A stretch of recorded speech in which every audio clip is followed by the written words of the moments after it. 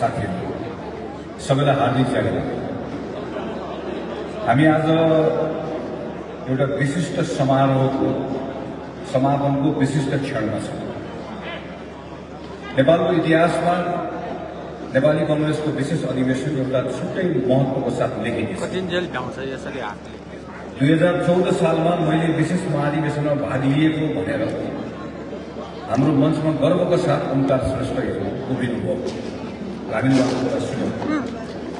धेरै वर्ष पछाडि 2082 सालमा नेपाली कांग्रेसको विशेष महाधिवेशनमा म पनि सहभागी भएको थिएँ भनेर आज उपस्थित भएको मध्ये हामी सबैले गर्वका साथ उभिने मौका पाउँछौँ।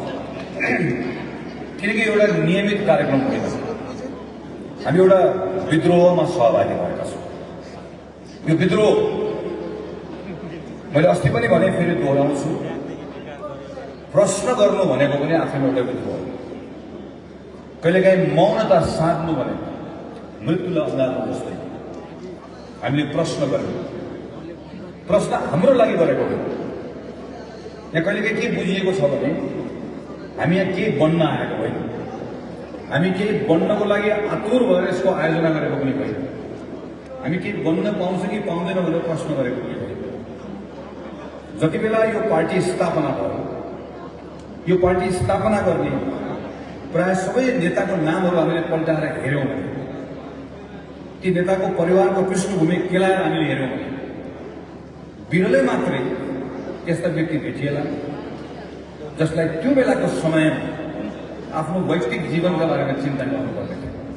खान नपुगेर होइन, लाउन नपुगेर होइन, आफ्नो वैयक्तिक जीवनमा कुनै अतिरिक्त कुरा थपिन्छ भनेर होइन, खान पुगेको लाउन पुगेको अवस्थामा उनले प्रश्न गरेको पार्टी खोले, मलाई खान पुग्यो, काजीको सन्तान भएर मलाई खान पुग्यो गणेशमानले प्रश्न गरे, राणाको सन्तान भएर मलाई खान पुग्यो सुवर्णले प्रश्न गरे, कृष्णप्रसादको सन्तान भएर मलाई खान पुग्यो बिपी गुरुङले प्रश्न गरे। तर मेरो जस्तै अरू आम नागरिकहरूलाई खान किन पुगिरहेको छैन? म उज्यालोमा बसिरहेको छु त तिनीहरू उज्यालोमा किन बसिरहेका छैन? प्रश्नबाट सुरु भएको पार्टी, सोसाइटीलाई प्रश्न गरेर सुरु भएको, वर्तमानलाई प्रश्न गरेर सुरु भएको पार्टी। त्यसैले हामी पनि एक ठाउँमा जम्मा गरेर प्रश्न गऱ्यौँ।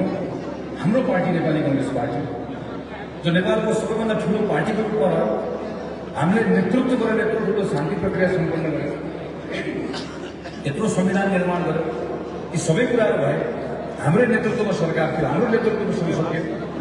स्थानीय सरकारमा 332वटा भन्दा बढी पालिकामा हामी छौँ, 2668वटा वडामा हामी छौँ, 4वटा प्रदेश